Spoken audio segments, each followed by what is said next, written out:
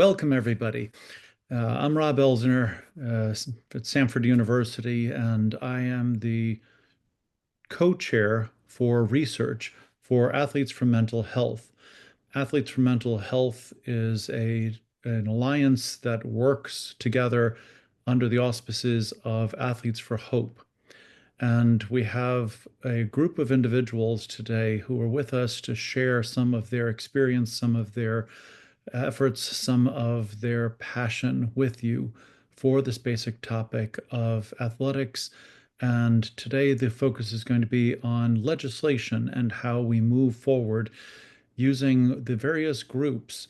So the structure of Athlete Mental Health Alliance is that there are three committees. There is the athlete committee, which is the center, the core, where we get our passion, where we get the experiences, we find out needs. The research group puts together research from extant materials, from scientific databases, and the rest. The legislative group puts things into action to help prevent problems and to cure some of the ills, to make sure that others don't suffer needlessly, and to preemptively fix problems that we see as going to occur. So I'm going to ask the panelists here to introduce themselves. And Doria, if we could start with you, please. Hi, thank you so much, Dr. Elsner. My name is Doria Josma, and I am the Legislative Advisory Committee Chair since 2024.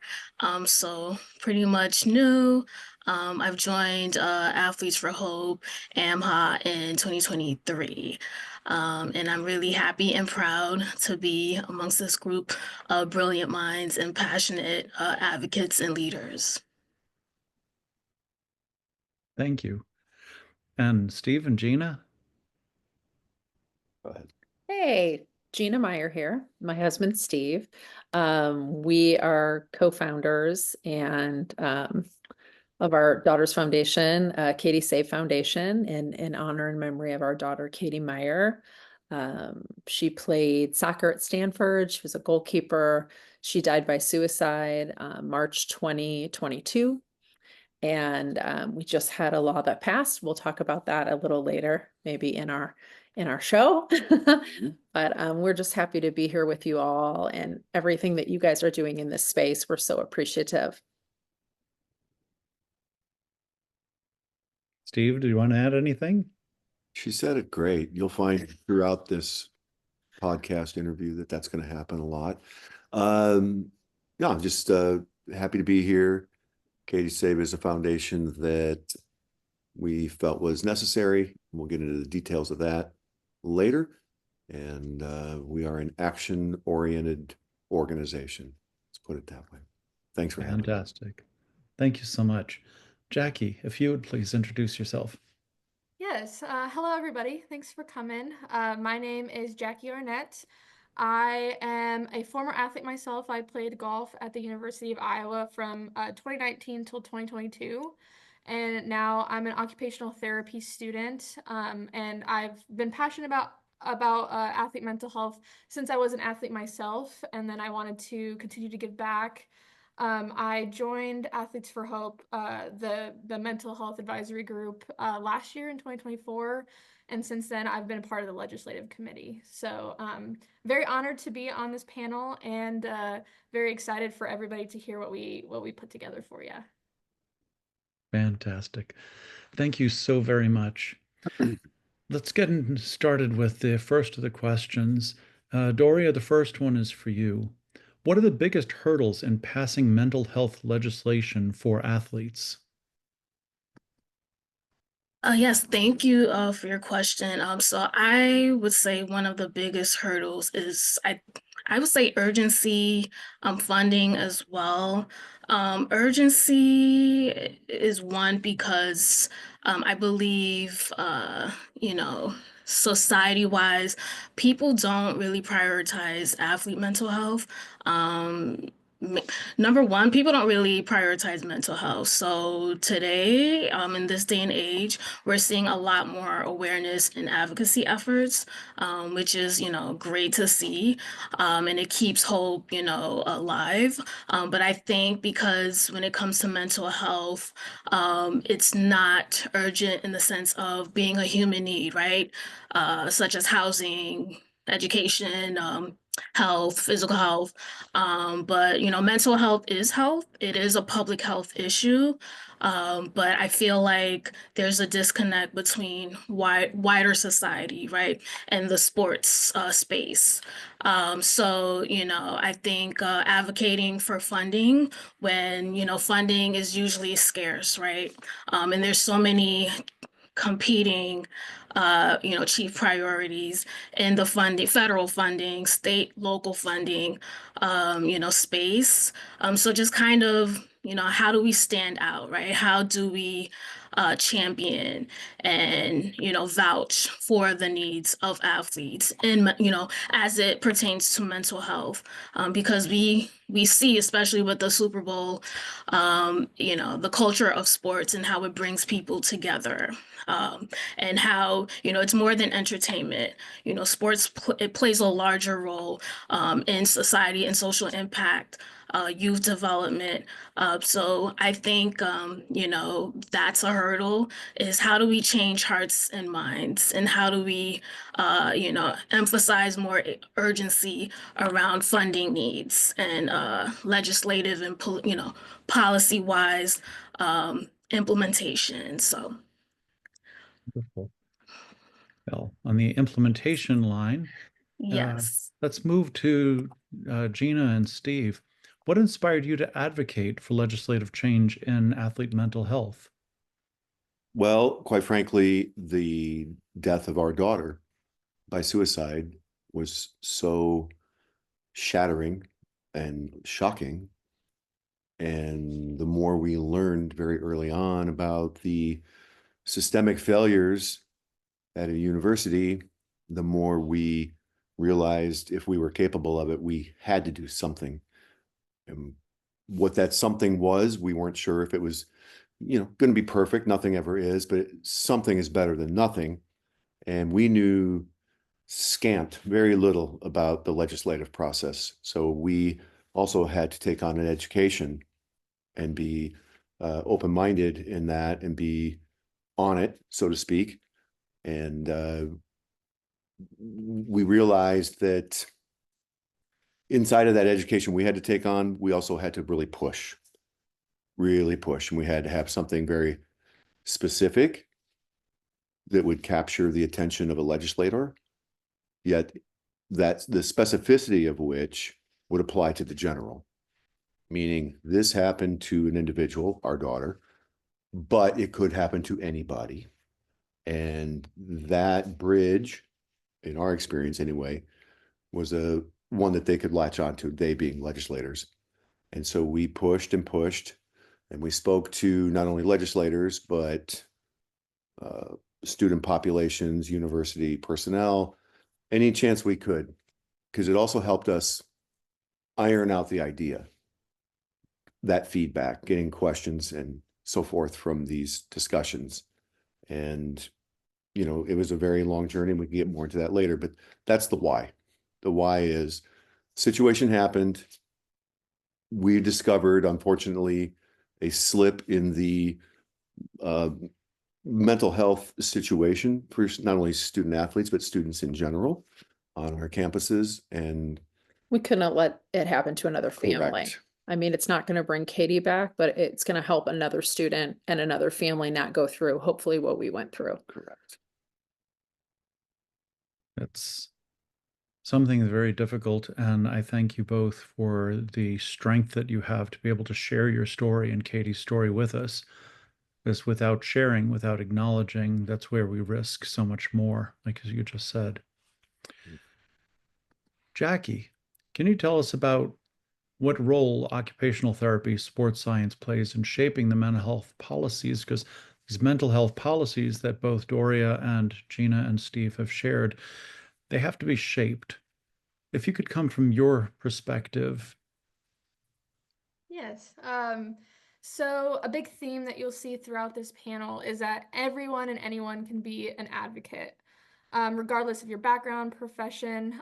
So as an occupational therapy student that is not only had the personal experience that I've had with mental health that comes directly from participation in sport, but now as aspiring OT professional, I think policy, it needs to be evidence-based and it needs to be founded on good standing principles. And so occupational therapy, as well as any other profession in mental health care, the more that we can contribute research and data, and the more that we can not like advocate not only for individual athletes but the whole population, the more likely that the establishment of strong policy, strong and holistic policy will be created. So from a personal and professional standpoint, I really want to be an active advocate and inspire other people to be active advocates in policy development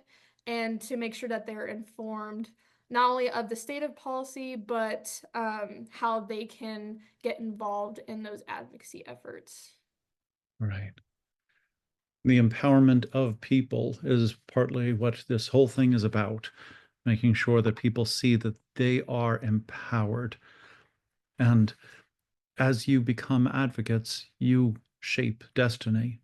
Let's go back to Gina and Steve. Can you tell us about policy changes you've seen as a result of your advocacy? What needs to be done as you've been advocating for these causes? Mhm. Well, I think the biggest policy change we've seen out here in the state of California is we were able to be a part of getting a law passed called Katie Meyer's Law. And in a nutshell, what that is for any student in any public California university, state university, community college, if they find themselves in an administrative conflict or compliance issue or disciplinary issue, they are highly encouraged now to choose somebody on the outside of the university that they trust, who will be informed on day one that the student has an issue going on. And that designated advisor will also be updated on a bi-weekly basis. And they will receive an education on what the resources are at the university, what this procedure is going to look like. This way, the student is not left alone and they're not left with time to worry and ruminate and start to spiral. They have somebody on the outside of the school that they trust who's going to be there for them and to help them along the way if they so desire. Mhm. And That extra layer of support and guidance, I think for college students, athletes and non-athletes, I think is huge. Their brain is not fully developed yet till they're 25. no matter how smart or They're very young adults with very little life experience, no matter how independent they are. So sometimes they need a little extra support and guidance. So that's something that we worked for here in California. We'd love to try to push that federally if we could. It might be a state by state thing. We're going to find out this year kind of where we can go with it.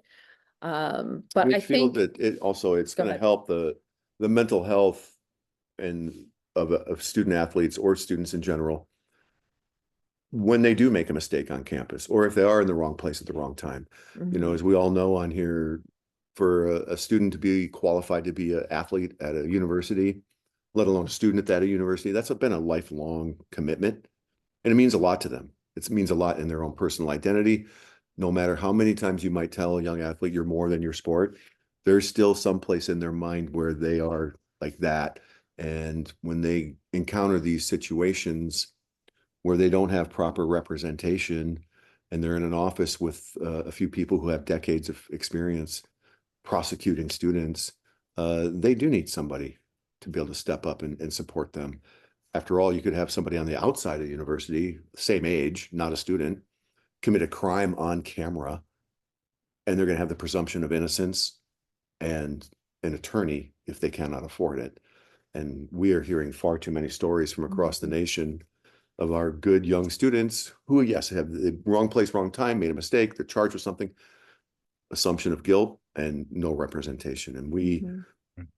are really just wanted to help buoy the mental health and the journey of these students. So ideally, the law will save lives, but even more than that, it's just going to help students and their mental state through a process. Mhm. They won't have to suffer potentially so much. They'll find an appropriate resolution. And as we've said before, you could have a university with all the mental health and academic resources you could dream of, a utopia of such. But if you cannot get that young person to the appropriate office at the appropriate time, we would ask, what good are those resources? So the law, Katie Meyer's law, essentially acts as a front-end safety net for these young people on campuses. Thank you. That's extremely powerful. I see in the comments, always we have some questions, and does elicit a further set of questions. Big thing, Nicholas makes comments in there about some of the neurodivergent individuals, people that in this case are on the spectrum.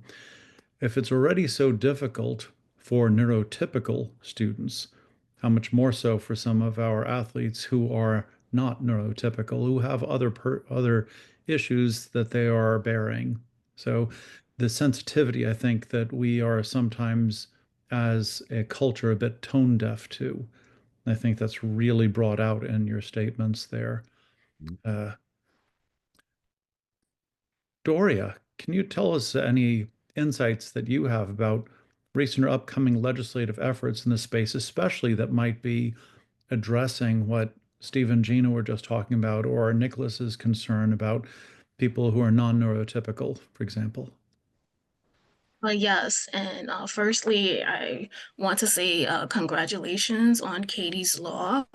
As Gina and Steve mentioned, this is, it's a milestone, but we do have, more work to do, especially in the federal landscape. But, this is to me, this is a first step. It sets, an important tone, um, especially around, mental health intervention, the need for early intervention, and the need for really incorporating this into the structure, of organizations and institutions and, the space of sports.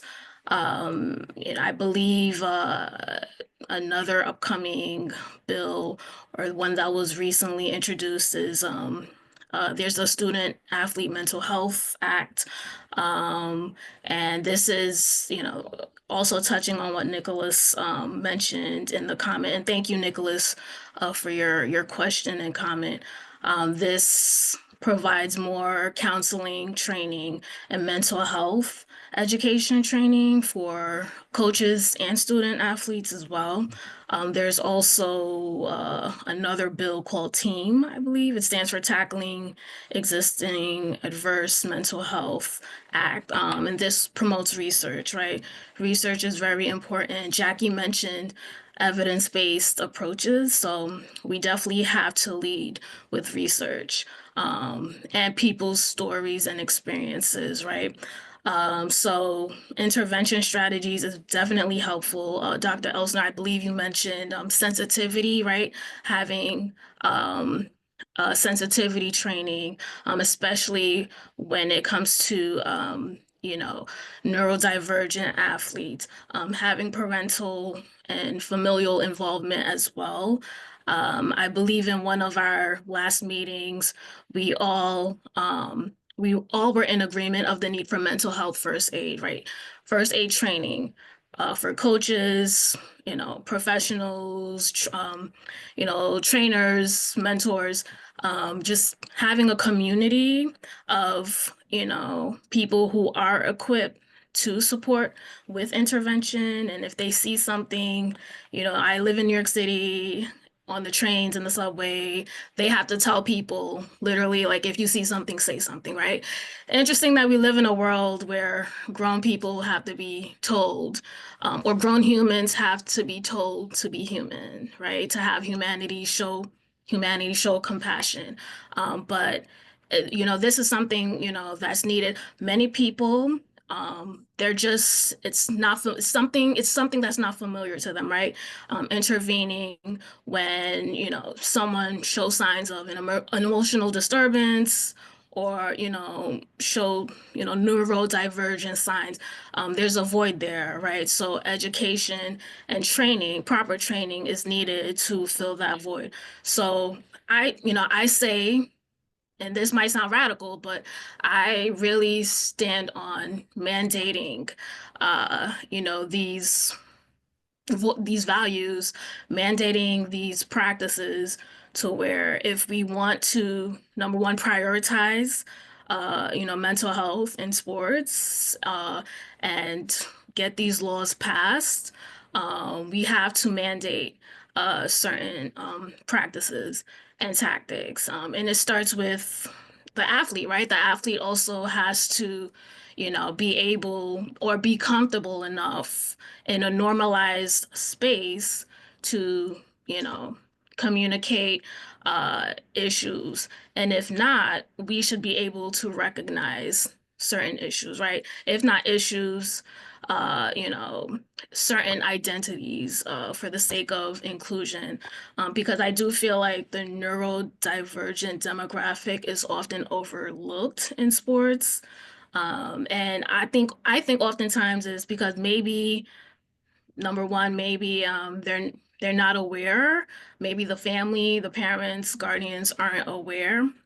And then, of course, coaches, educators, the people in the circles of athletes, they're not aware and they don't know how to handle it because, number one, there's a lack of awareness, there's a lack of education, and then there's a lack of sensitivity, right? So if we can make sensitivity training a part of the culture, and then if we can destigmatize mental illness within the sports culture, because I think that's why it's often overlooked, because there's a stigma that comes with it, right? Especially, in contact sports or just sports in general. The culture of sports to many people who play it and outsiders looking in, fans, it's kind of like there's this paramilitant, you know, just it's a paramilitant culture, it's a paramilitant way of conducting it, right? So showing that side of you or showing that, or confirming mental health issues can kind of, I guess, go against the grain, so to speak. So destigmatizing and creating a safe space, I feel would be really helpful. So I'll stop there, but yes, thank you.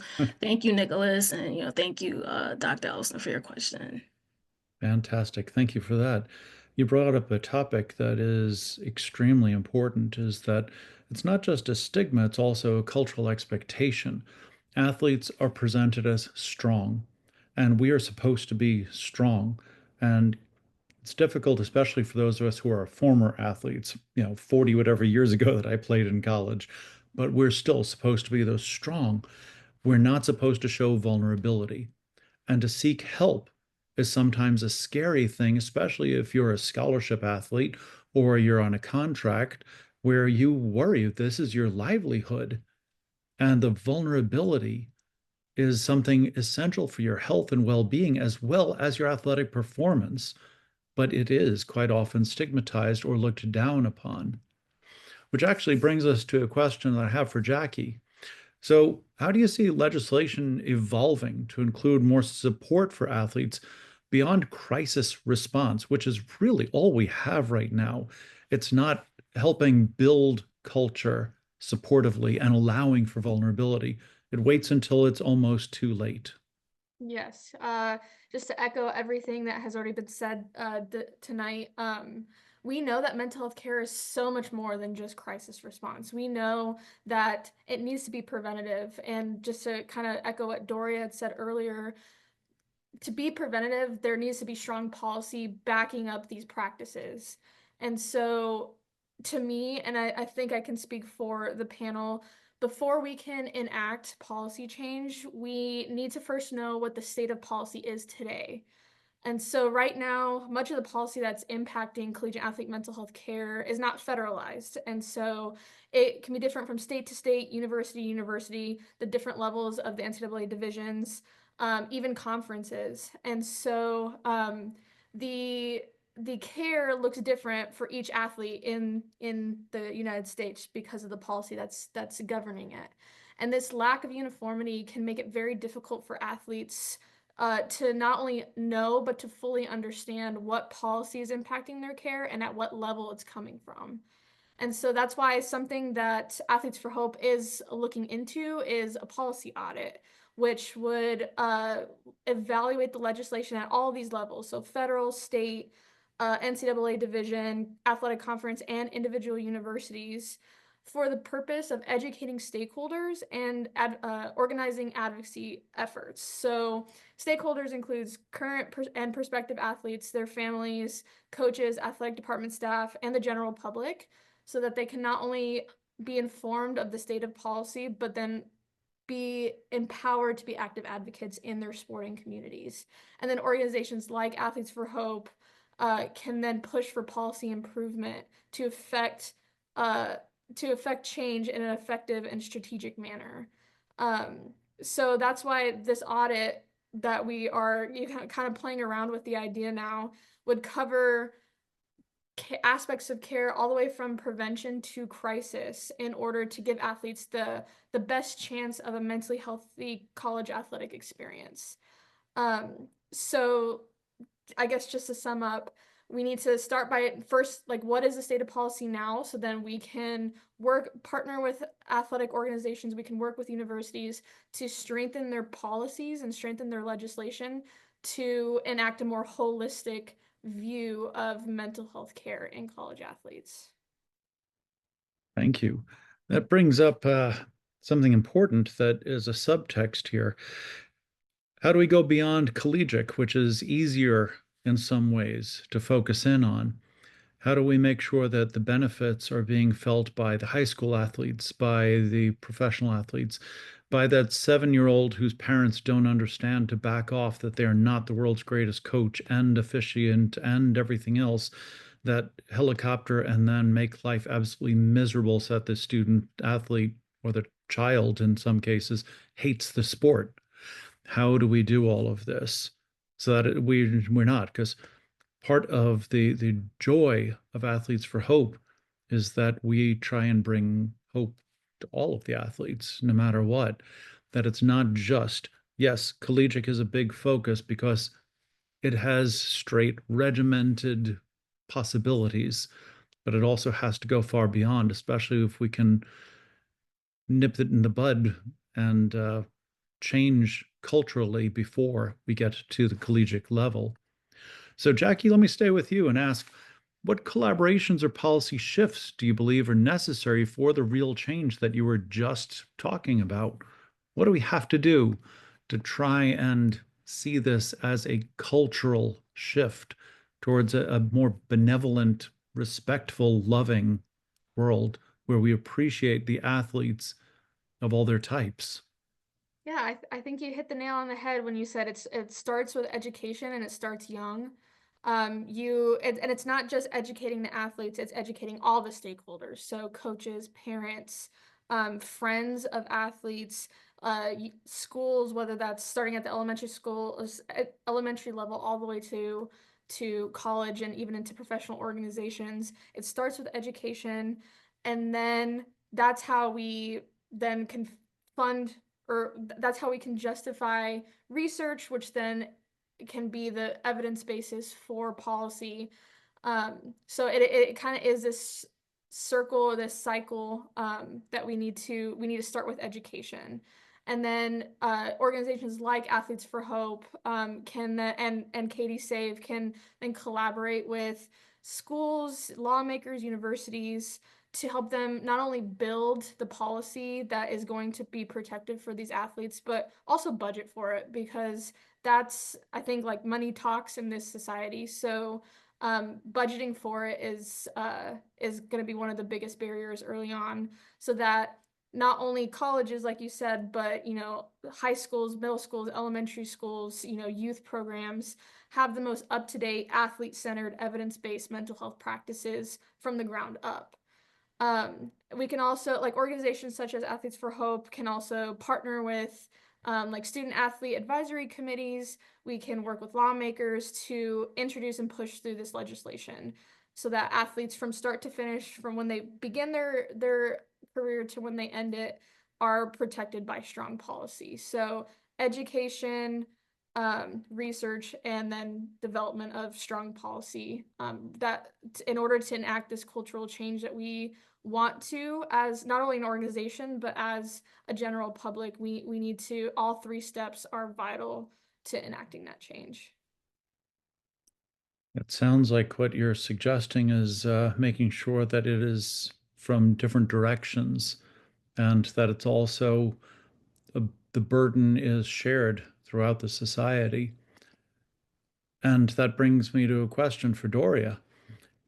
How do these policies and all start, and how can we get grassroots advocacy so that the athlete voices themselves can influence the policy so that it's not lawmakers in a state capital or a town or a federal government, that we're actually listening to the voices of experience of the people who experience the crises as well as the joy?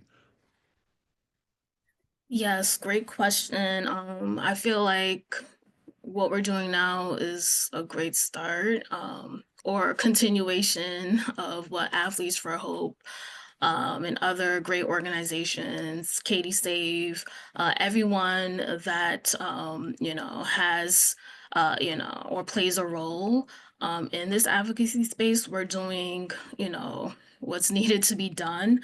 Of course, there's more work. And I feel like when it comes to sports, especially children, youth, families involved, it's really about changing hearts and minds, as I mentioned before.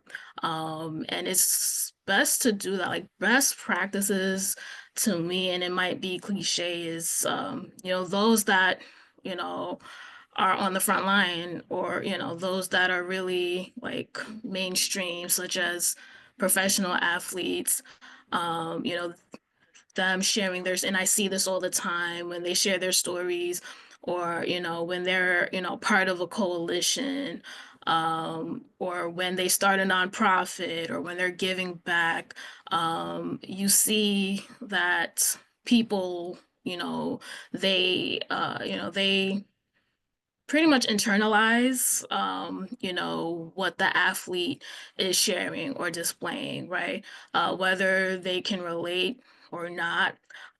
So the influence, and the power of persuasion that many athletes possess, it's very effective, right? So I think what we're doing, as AMHA representatives, Athlete for Hope's representatives, is, it's pretty pertinent.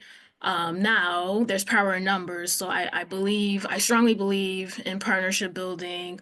And I strongly believe in, storytelling, right? Building partners, telling our stories, and, allowing others to not only hear our stories and, learn from our experiences, but having them understand that, me as a player, an athlete, or even a fan, like, if this is something that's important to me, I need to I need to lend my voice, right? And if I can sign off on a petition, that's my part. I did my part. Or if I can call my representative, who's accountable to me, right? Who, without my vote, they wouldn't be, in office, right? That's my part.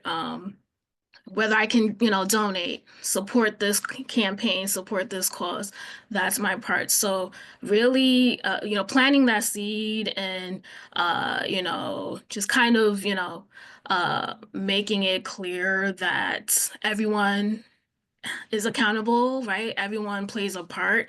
And letting them know like how, where can they start? How do they, how can they lend themselves as a resource? I think that's really important.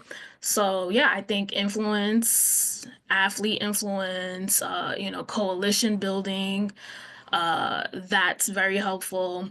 And also, in this day and age, where we're at, federally, we're there's a lot of, I guess, uncertainty, right?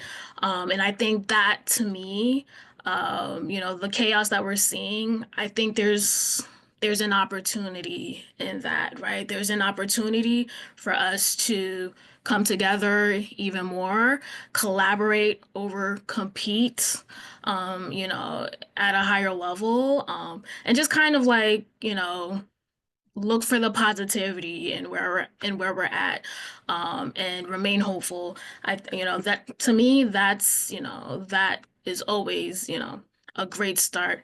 And yeah, I think families, right? Families, friends, peers, if they see what we're doing, they'll take of course heed, and they'll see how they can involve themselves, and leverage whatever they can, to uphold our values and help us come to a solution. So yeah, that's my take on that. Thank you. There's a lot of very powerful information in there, especially with the idea of giving voice to the athletes themselves. Most of us don't always feel like we have a voice, especially when we are playing. And there's also a cultural conflict at times with athletes who do speak up, who are often told, shut up, play. That's your job. Your job is not to advocate. Your job is not to do other stuff. But yet, this is the realm where absolutely athletes themselves have to be encouraged and empowered to advocate, to share, to make sure that we are listening and hearing, so that we don't make assumptions that athletes are superhumans that have no possible problems whatsoever, because we can only try and fool ourselves for so long as athletes as well. Brings us back. I would really like Steve and Gina to share with us. It sounds like what Doria was just saying is exactly where you have been, in the space that you have been inhabiting for a while with the advocacy, with the work. What advice would you like to give to other individuals and families, organizations who are trying to push for a change so that they can actually be successful, whether they can get laws pushed through like Katie's law, or whether they can make the minor changes, because even the minor changes are so important? I think the first thing I would think about in that sense is, and I touched on it earlier a little bit, which is the reality on the ground, right? You're going to meet with a legislator. They have meetings all day long with all different types of interests coming at them, demands coming at them.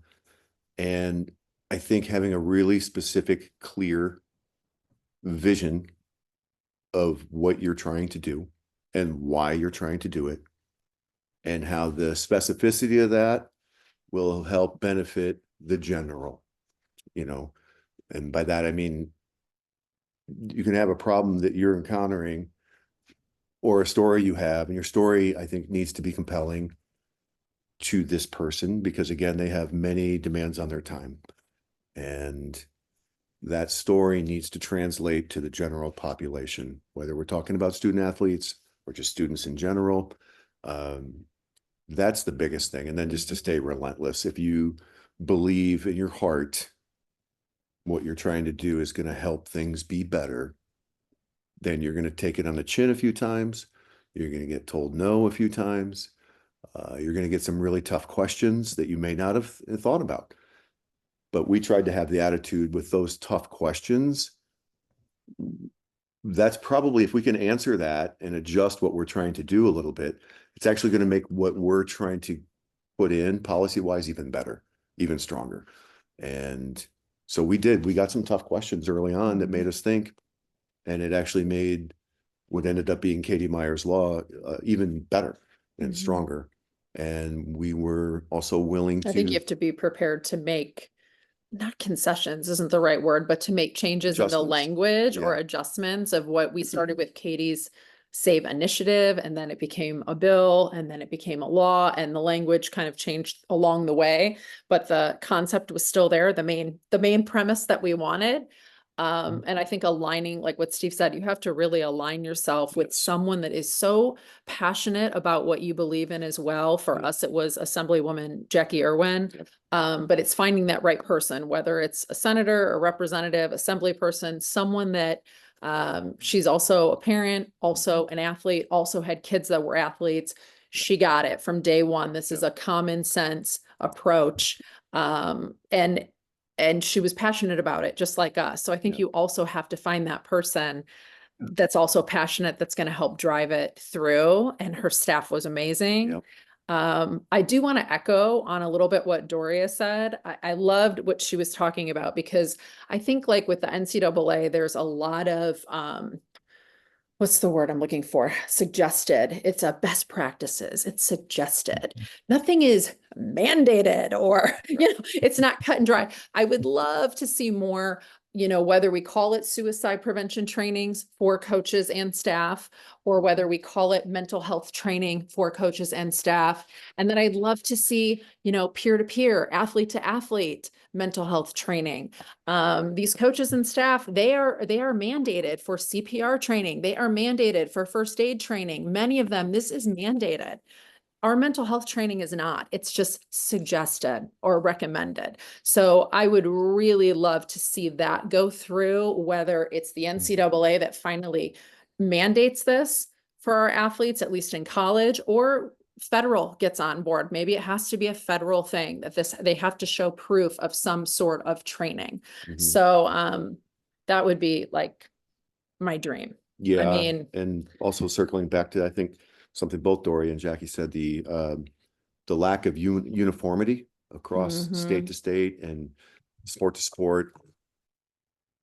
That's a tough one, because we are learning as we go that it might be state by state, but we're certainly going to try. We're going to aim for federal top down for this type of law that we've passed, so that, because again, it's sort of the reality on the ground, right?